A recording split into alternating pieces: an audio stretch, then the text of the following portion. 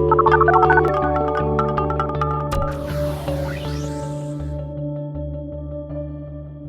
and welcome to the Pollsters. I'm Margie O'Mara, Democratic pollster with PSB Research. And I'm Kristen Soltis Anderson, Republican pollster with Echelon Insights. And each week we bring you the latest polls driving the news in politics, tech, and pop culture. This week's top lines. Convention bounces are over, but have we actually seen liftoff and reaching escape velocity from the Clinton campaign? If the bounce is over, are these numbers here to stay? And then Trump, is he losing even his own party and his own party's states now? We'll dig into some of the crosstabs, as well as some of the swing state polling that's come out that spells a bleak picture for Team Trump. No, the polls aren't rigged. We'll dig into a little bit of the debate that's popped up around whether this election and the polls behind it are being set up to paint a picture that is incorrect. We'll also talk about what people are hearing from the pulpit about politics. And finally, an answer to the question, what the heck are you smoking? That would be a good alternative name for the podcast. What are you smoking, America? So before we do the poll of the week, so welcome new listeners who may have found us because they saw us on This Week with ABC, where I'm sure you regularly see Kristen, but that was the first time I joined you. It was so fun. It was my first Sunday broadcast debut. So I've done Sunday cable, but it was my first time on Sunday broadcast. And it was # this town achievement unlocked. I know, right? That was quite something. And I was really amazed. Like the producers, it's so different doing Sunday, or certainly during This Week, than daily news. Because daily news, it's like, okay, this is what's happening right now. This happened a half an hour ago. Can you talk about it? And they don't book you very far in advance unless they just want to make sure you have some time. But it really depends on what's going on at that moment.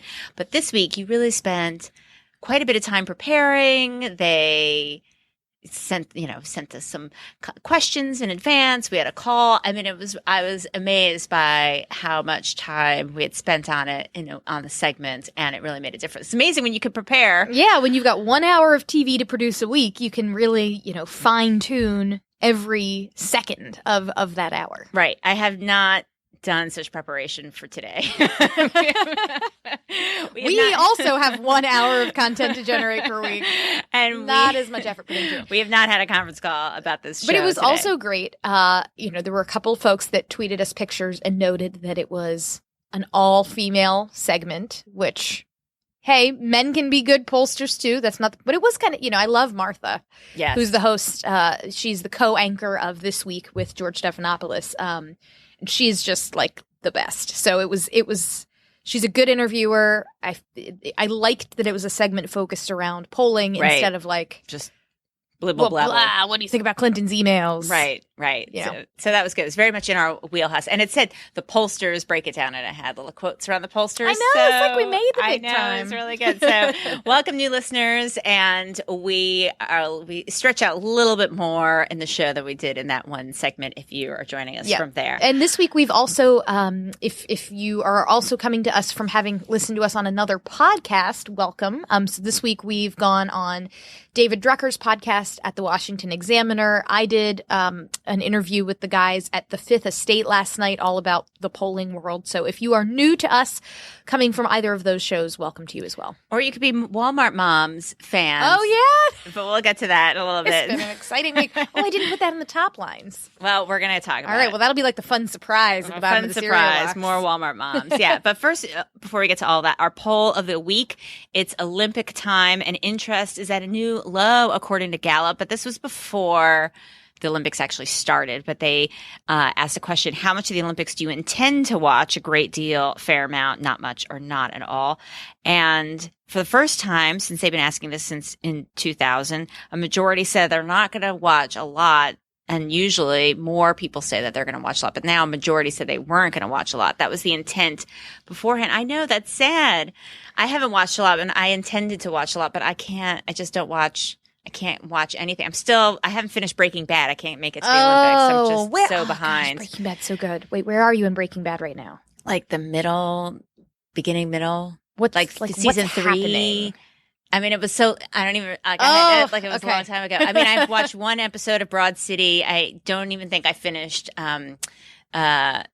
OJ, which I loved so much. So anyway, yeah, I never made it through season 2 of Empire. Have you encountered I'm a failure. character I'm named a failure. Gustavo Fring? Gus Fring, he's the guy that runs the chicken restaurant. No. Okay, he's the best part of Breaking Bad. Yeah. I can't even wait for you to get to the Gus Fring part. I think it's going to have to wait till my kids go to college, and then I'm going to have to like wear whatever special glasses they'll have invented by then. Just like download I the don't whole think you experience. actually want to experience Breaking Bad in virtual reality. Let me just put that one out there. So anyway, needless to say, I only have watched the Olympics on Twitter, which I guess means I can only experience the reaction to the sexist comments, not experiencing the sexist comments firsthand. Yeah. So that's pretty much all I've watched. Also, just Olympics. Unbridled nationalism. Like last night, if I was president of the United States, I probably would have declared war on South Africa because there's like this intense rivalry between Michael Phelps and this. I hope you're listening, Democratic Oppo book writers. Swimmer, Chad Leclos, who's been trash talking Phelps, and then he didn't even make the podium. Oh. And instead of tweeting, "I'm so excited for Michael Phelps," I tweeted like, Chad Leclos didn't even make the podium. Yeah. That's probably not the Olympic spirit, but I was pretty excited. Don't trash talk Michael Phelps. No. I mean, I mean, that's a pretty incredible accomplishment. So it's good to just let somebody at that moment have their space. I agree. But anyway, that's where people are in the Olympics. I don't know what we'll find out what the actual ratings are of the Olympics after the fact, how they'll compare. But Team USA is doing so well that I would imagine people are watching. I wonder if that's part of the problem. So like one of the big pieces of drama has been the coverage of the gymnastics team because the men's team did not medal, and so they barely got any coverage. And it's really interesting to watch, and these are incredible athletes. Meanwhile, the women's gymnastics team actually has the opposite problem. They're so good that there's like not even a question that they're going to bring home like every gold medal possible. So there's not a lot of drama. So it's like, oh, well, and it's happening during the day. So like I kept getting push notifications and tweets telling me, oh, the U.S. women got the gold in gymnastics. I'm like, well, great. It's 3 p.m. And they're definitely not going to air this on NBC until 11. So am I really going to stay up? But I want to watch. But so, I mean, it can't be easy dealing with the coverage. And certainly when things were happening in Beijing, you know, some of the stuff would happen in prime time and you got to delay it and whatever. But Rio is pretty close to our time zone. So that's not, I get that it's hard to do, but I think there's less drama for a lot of these events. Right. We want stories. We don't want to just watch the actual thing. I guess that's what people have been finding, right? They want the story as opposed to watching the actual. This was another one of the allegations of sexism. Right. It was like somebody interviewed an NBC ladies like exec. Stories. It was like ladies don't care about the results; they just want the stories. And I'm like, no, I really care about the results. Does that athlete love their mama? That's all I want to know. Oh, that's nice. What a nice young man. So I'm very into the Olympics. It's very my scene, but I am now apparently in the minority of Americans. Yeah. Sad face.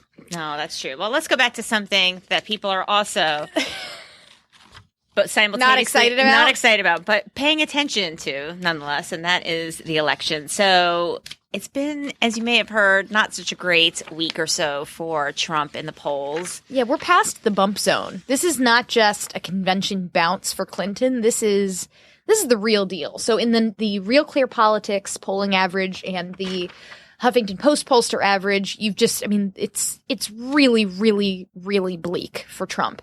In Huffington Post pollster average, you have Clinton up by almost 8 points.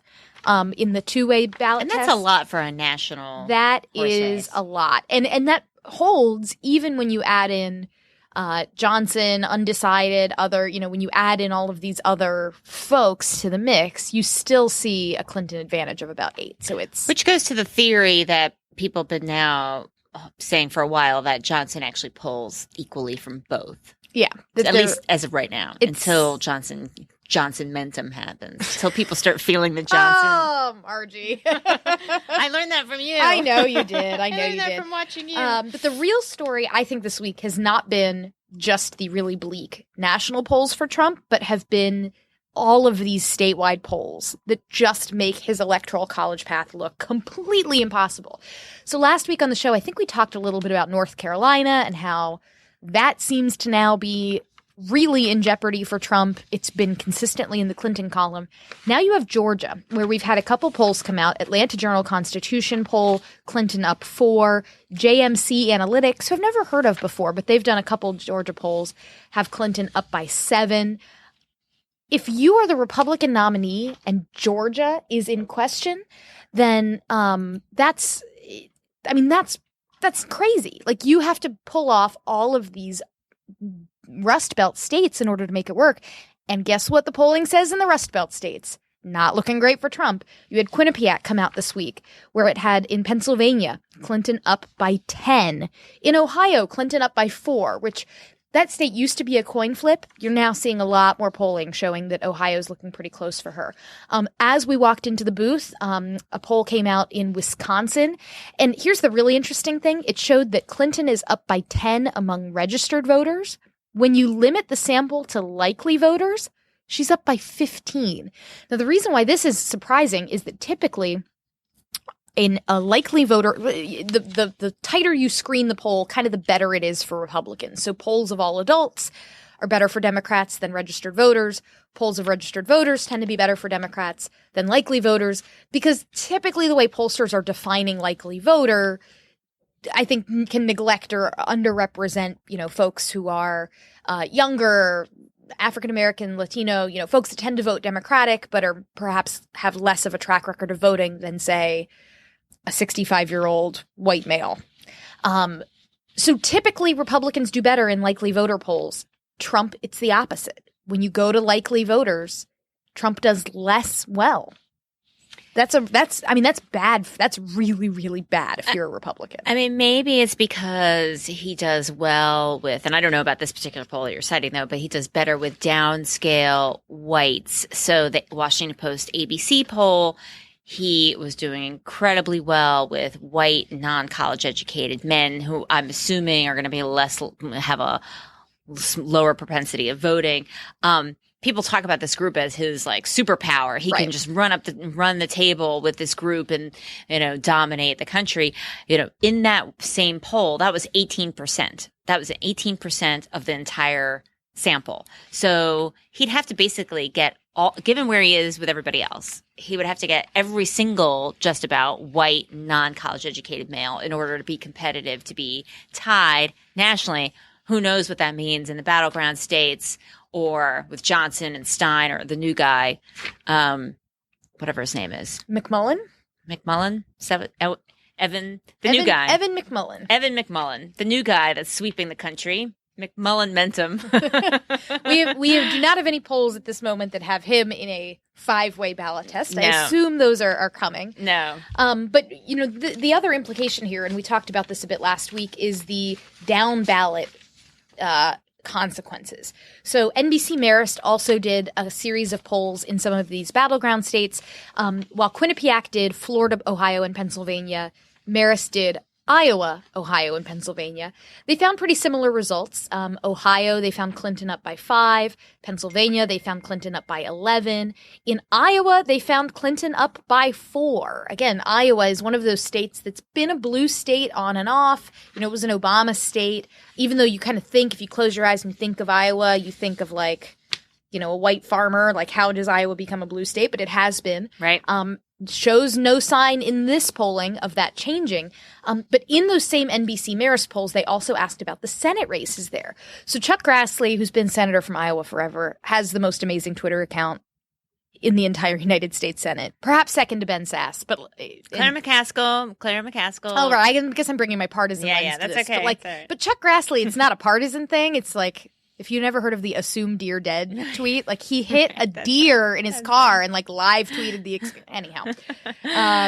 So you have Chuck Grassley up by 10, despite the fact that Clinton is ahead by 4 in his state.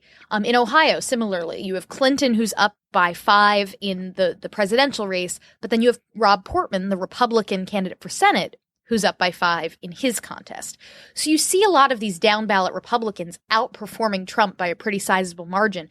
But then you wind up in a place like Pennsylvania, where Trump's margin of being down by 11 points, down by a double-digit margin.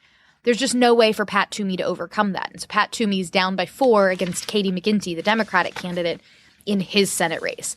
So this then raises a big question. If you're a Republican who's not a fan of Trump, not really interested in him taking the White House, but you really care about these down ballot races, at a certain point, by not giving any aid to Trump, are you allowing an environment to exist where some of these down ballot folks cannot even overcome the wave that is coming? That's the big debate and argument that's happening within the right, is if you just abandon Trump and say this guy is bonkers crazy, are you also sacrificing all these down ballot folks? Right. And here's the challenge. I mean, so there are a couple challenges. One, split ticket or split House districts, rather, have declined, according to Pew. Pew did this analysis, and we'll link to all this stuff in our show notes so you can look at it. You can link to it immediately on your phone. But they looked at House districts that were either they voted for a Republican for president, but a House Democrat, or the reverse. They voted for a Democrat for president, but a House Republican. And the number of split districts has declined dramatically over the last few decades. This is not something that people typically do. So that's the first thing. The second thing is, how do you convince voters to get there? You know, you're going to have to make a real case that is going to be a little bit counterintuitive. You're going to have to explain why people should vote split ticket when that's not typically what people do. Usually these things go together, right? And you're also going to need, the third thing is you're going to need to have candidates who are going to be clear in saying, I'm not with Trump, right? Which not all these candidates are out there doing. And, you know, if they do that, do they then lose some of their Republican base? Right. You know, do in you such a way. lose more than you gain? Right. And I don't know if we're going to be able to tell all of that right now from this public poll. Like now, the Walmart Moms focus group that we did last night. So we talked to moms. If you've been listeners to the show, you've heard me talk about this for a while, where we talked to swing voting moms who shopped at a Walmart in the last month, along with a Republican pollster, Neil Newhouse, all sponsored by Walmart, live streamed for political reporters. And I live tweeted the whole thing. You could go do a search for the hashtag Walmart Moms and hear all about it. But we asked them about the split ticket thing. And we also asked them more explicitly, like, is he a Republican? Like, what does it mean that do you think Republicans are behind him? What do you think? And they said, he's not a Republican. He's Trump.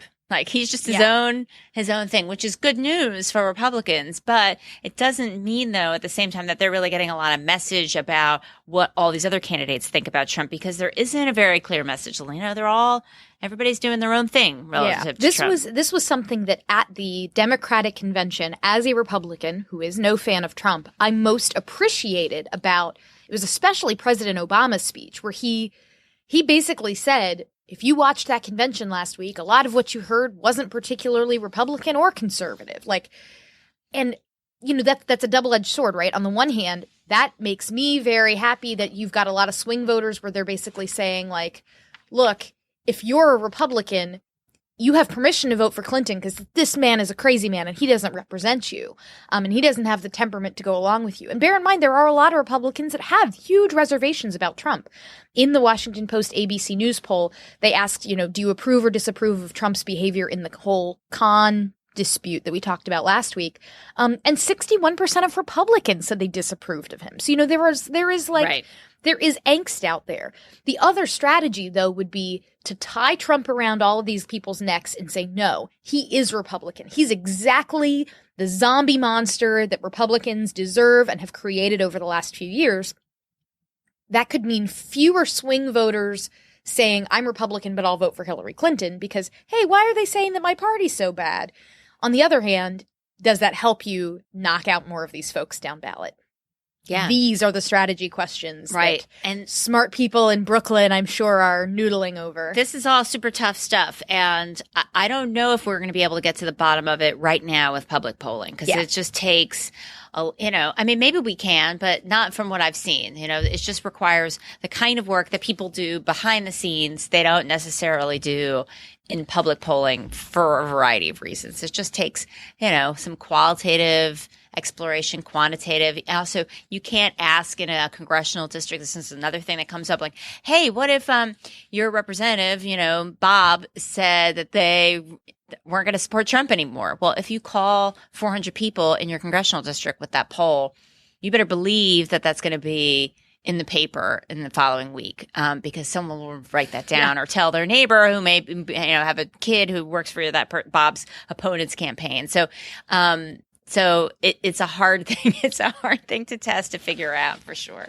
Well, since we've been talking a lot about the wonderful world of public polling, let's dive for a moment into this question of whether or not they are rigged, whether elections are rigged, whether this whole game is rigged. So that Bloomberg poll that came out today, one of the questions they asked was, do you believe this election will be rigged? 34% of people said yes. That terrifies me. I mean, I know that's not a majority. But if you have a third of your population that just believes that democracy's not working, that like elections are illegitimate, that has like some really, really, really scary implications. It is. It's super troubling. Now, I have a potential silver lining. So in our groups last night, we asked that question too. Do you think the election's rigged? Trump says it's rigged. Do you think it's rigged? And people would say, yeah, it's rigged. Well, how's it rigged? Well, I mean, not rigged, but it's clear that the media and Democrats and the establishment have a real preference. Got it. So not everyone thinks rigged means that like Clinton operatives are stuffing ballot boxes. Right. And that, you go to vote and there's only one button and it's for Hillary Clinton. Right? Yeah. That's one kind Although of rigged. That is exactly what's been implied by a lot of Trump operatives. For sure. It's just, I don't know if everybody, when they hear the word rigged and say, yeah, I think it's rigged, I don't know if they all mean it that you've way. Put my mind at ease a little bit more. I'm sure some do, you know, but. Well, the polls I don't think are the that other everybody thing does. that some people think are rigged, like capital R, totally phony baloney nonsense, which has also been pushed by the Trump campaign. I have to read my favorite hate tweet of the week. Normally I just ignore these things and I don't. Like, there are some people I follow on Twitter and they love retweeting their haters and it drives me nuts and it makes me want to unfollow them. Like, yay, good for you. You have lots of people that tweet mean things at you.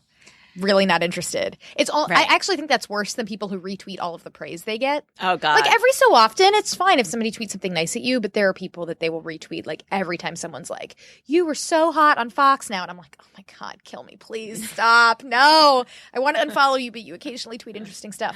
But I did have to retweet this one hater this one time because it was just too good. So, Tim Smith, who I think was an egg avatar. I'm not confident that Tim Smith was a real person. Kind of radiated Russian bot to me. But tweeted at ABC Politics, space, a fake poll, space, not from the people. This is media's poll. You're dishonest. You're not spelled correctly.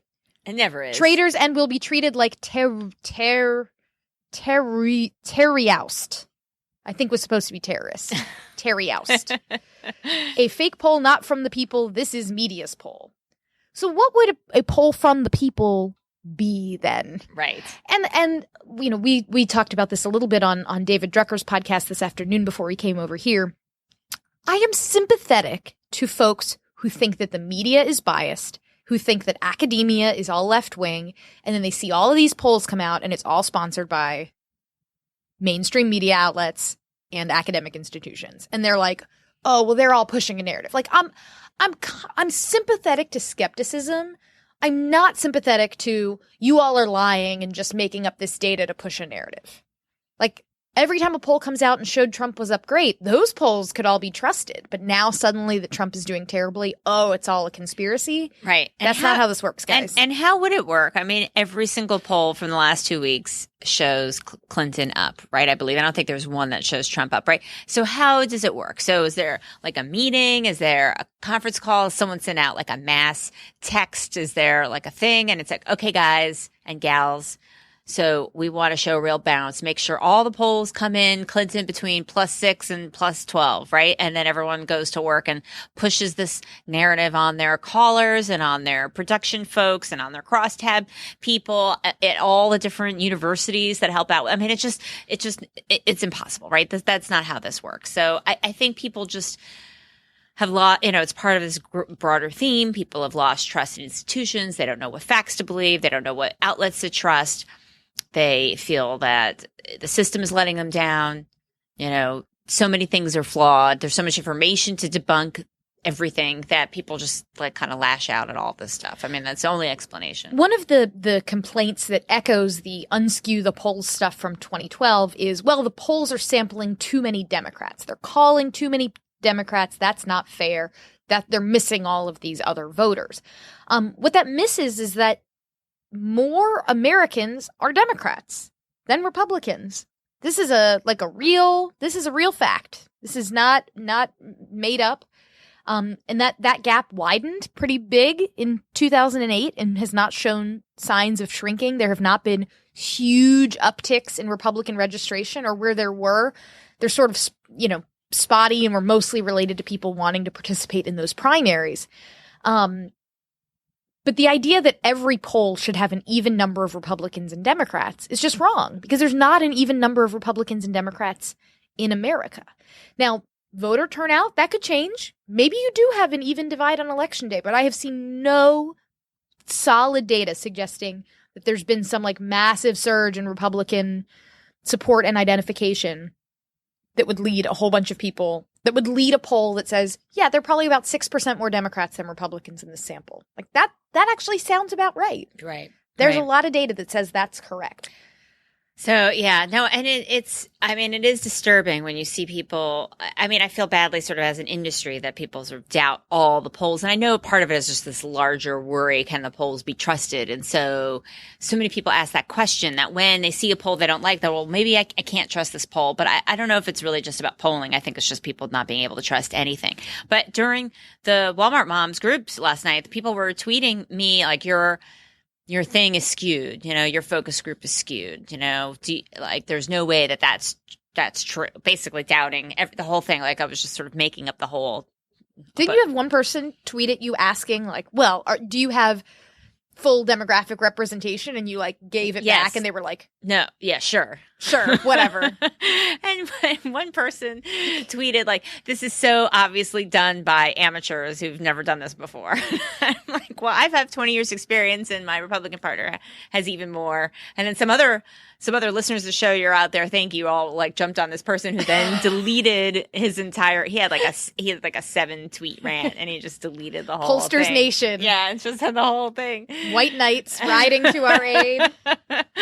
I mean, it was quite, it was really quite, it was fine. Obviously I didn't, it's fine, but I'm just kind of amazed how people would just doubt, okay, I'm sorry, this free thing that you're providing, Twitter, I don't like it. I disagree with it. I don't like it. And I want something else on top of it.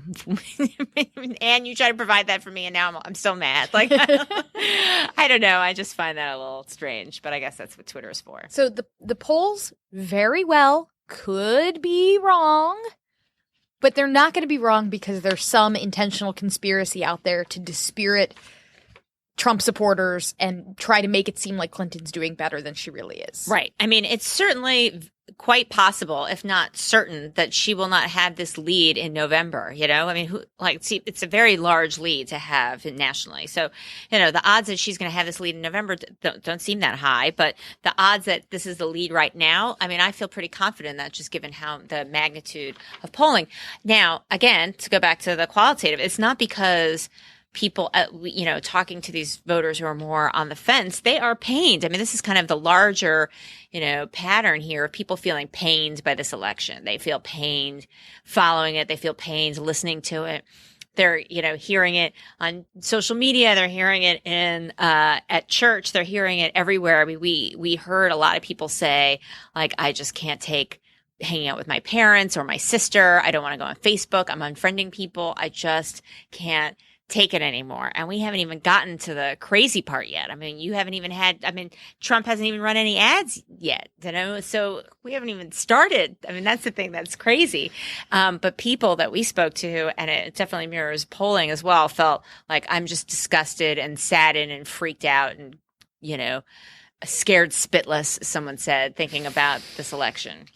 Well, the one place that you may hear a little bit less about politics than on Facebook is, I guess, in church.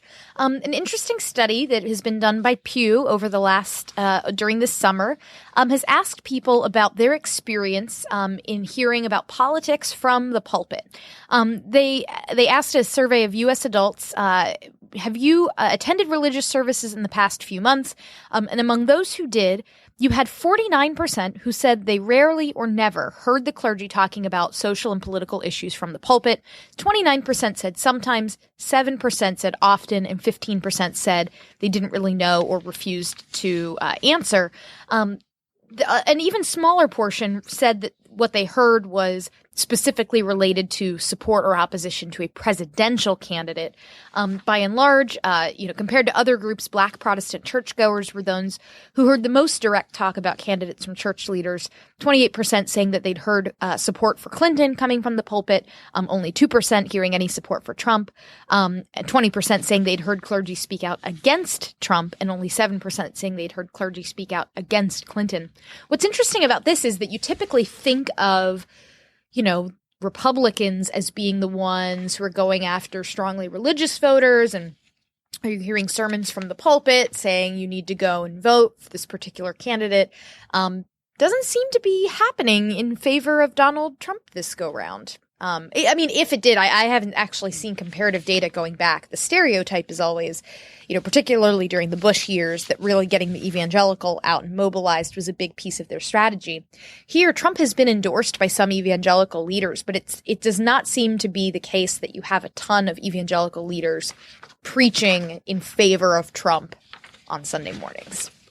Yeah, it's interesting, too, the Pew study. They did focus. It's not because there aren't issues that are being addressed, because some of the issues do follow a more conservative bent, right? Sometimes on the left you'll hear about, we should be talking about the environment and economic inequality as religious issues. Those are bottom tier in terms of what people are hearing about. In religious services, they're hearing more about homosexuality and abortion, and they're hearing it more from the conservative perspective, at least, because Pew breaks it down in terms of what's quote unquote side of these issues, or what the context in which they heard about these issues from the pulpit. So it's not that they're not getting political messages. They're not really getting it about a political candidate per se. Yeah, it's more about issues. And the divides are interesting by denomination. So, for instance, for Catholics, immigration is something that they actually talk about a lot more in Catholic services than in any other denomination. And most of the discussion is by a 10-to-1 margin is about the need to welcome and support more immigrants. But that could be because there are a lot of Latino, right? Exactly. Catholic churches, right? And you've got a lot, talking about the environment. You have 31% of Catholics saying that they've heard talk about environmental issues from the pulpit, which is higher than for any other denomination. And remember, the Pope has come out and talked a lot about climate change and things. Meanwhile, for white evangelicals, you see the issues that are most talked about tend to be the ones that you associate with, abortion, homosexuality, religious liberty. A big decline in the percentage saying that they hear about environmental issues or economic inequality from the pulpit. So here's some other things that now we're going to turn to our close and just lighten up a little bit, or maybe literally light up a little bit. And that's the sin section. We moved from the church section to the sin section. That's right. Church talk. Let's move on to the adult beverages and adult smokes, I guess. So Gallup, I guess this is all part of a couple different data points from Gallup that they released in the past few days in terms of recreational activities. So cigarette smoking, for sure down. The percent that smoke less than a pack a day has gone up. So the percent that smoke 1 pack or more of cigarettes a day has gone down. And this is really dramatically, if you look, because they go all the way back to 1943. So it has changed dramatically. It's been for a long, long time. A majority of folks smoked cigarettes, at least a pack a day. Since the late 90s, that hasn't been true anymore. The numbers flipped, and now a majority smoke less than a pack a day. But now the pack a day smoking is about a quarter. That used to be 2/3. Yeah. Back in the day. Now it's a quarter. That's quite a shift. You could it's definitely a long way away from the days that I could smoke at my desk at Roll Call newspaper years ago when I first moved to Washington. So yeah, you can see, I don't know if that reflects the laws or reflects the settlement or the advertising or just, national trends, but it all seems to be having some sort of impact. I wonder what with this question was asked of people who do smoke. I wonder also what the percentage of people who smoke at all looks like. Like, what percentage of people, I assume that has increased, the proportion of people saying, from the Mad Men era, where like every character on that show is constantly smoking, to now where fewer people are smoking and they're smoking less per person, right? Because I guess they can't smoke inside. They can't smoke at bars. They can't, you can't really smoke anywhere except for your car, basically, these days. The other thing that was asked about in this survey was alcohol. So beer is the American drinker's beverage of choice. Good job, America. Over the years, beer has tended to be number one. There was a brief spike in wine that actually came around 2005, which is around the time that movie Sideways came out. I think we've talked about this on the show before, how like that movie came out and changed. Yes. Like people stopped buying Merlot. They were only drinking Pinot Noir because like that movie hates on Merlot. Yes. So it really did very briefly change America's drinking habits to where the plurality said they drank wine. Liquor has always been kind of lower, but beer has really opened up quite a lead. It's now 43% say beer is their preference, 32% say wine is their preference. So an 11-point jump to get from wine to beer. Only 20% say they prefer liquor. I'm surprised that liquor hasn't gone higher given all this sort of small batch whiskey kind of trend, but maybe that's just sort of a city but that's trend. that's probably a big part of what's driving the beer stuff. That now suddenly beer is not just for flip cup and crushing a bud while you're watching football. You have session IPAs, and so anyhow, I'm team wine. That's it. It doesn't matter. It doesn't matter what kind of like fruit or fancy words you put on the bottle. Team wine. And there is a big gender gap here. So this I've gotten. My father-in-law has lovingly sort of like chuckles every time I reach for a beer, because he's like, I've just never met a woman who drinks like beer is just her preference. I'm like, well, here I am breaking gender stereotypes. But if you look, Gallup has broken down their data by men and women. For men, beer is overwhelmingly the number one choice and has been. There has not really been a ton of shift. There's been a slight uptick in liquor, probably from the small batch, whiskey stuff that you were talking about. Right. But overall, half of men prefer beer. For women, it's much less, and actually half prefer wine instead. So, Margie, you are in keeping with the trend. Yes. Finally. I am the one broing out over here, I guess. Finally, I represent Yay, America. Stereotypes.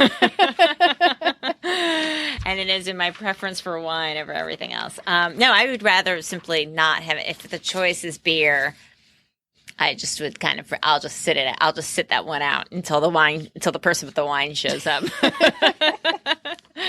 That's usually how it works for me. So here's what we found.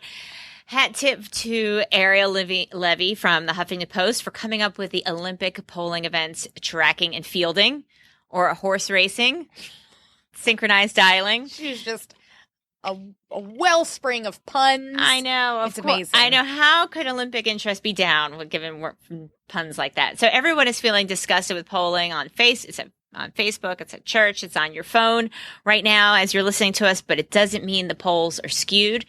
And which pollster would you most want to share a beer or glass of wine with? We hope that's us. You can find us on Twitter at the pollsters.